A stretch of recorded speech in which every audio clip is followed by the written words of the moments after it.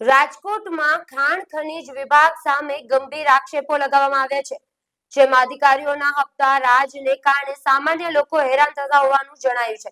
એક ટ્રક માલિકે આક્ષેપ કર્યો છે કે તેમનો પાવડર ભરીને આવતો ટ્રક માત્ર 2 કલાક મોડો પડતા તેમને સીધો 3 લાખ રૂપિયાનો દંડ ફટકારવામાં આવ્યો છે.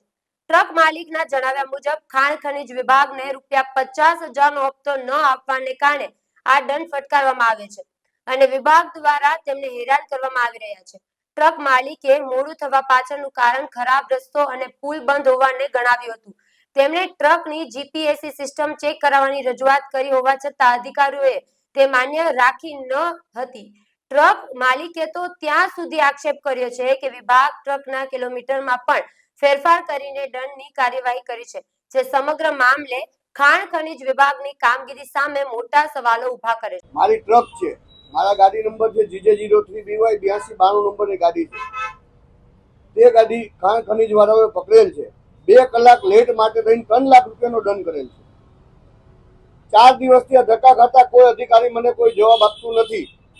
એમ કે છે કે 2 કલાક લેટ છે તો 3 લાખ રૂપિયા ભરવા પડે. રોડ રસ્તા ખરાબ છે.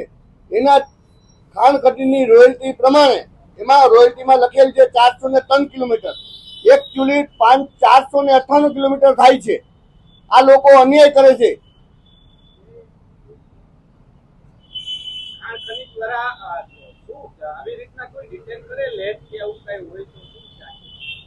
ખાણ ખનીજ વાળાઓને કોઈ અધિકાર નથી કે 2 કલાક લેટ થાય તો એને 3 લાખ રૂપિયાનો દંડ આપવો.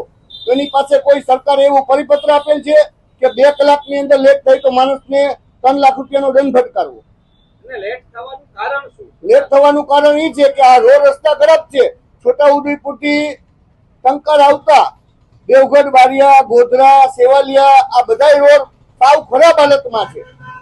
જે તે અધિકારીનો મહિલો એનું નામ છે જીતેન્દ્ર સાનીવાલ. જીતેન્દ્ર સાહેબ એમ કીધું રોડ ખરાબ છે તો હું શું કરું? એ તમારો પ્રશ્ન છે. કોઈ વ્યવસ્થિત જવાબ આપવામાં આવેલ નથી. જીતેન્દ્ર સાહેબ કે રોડ ખરાબ છે, તમે સરકારને કયો.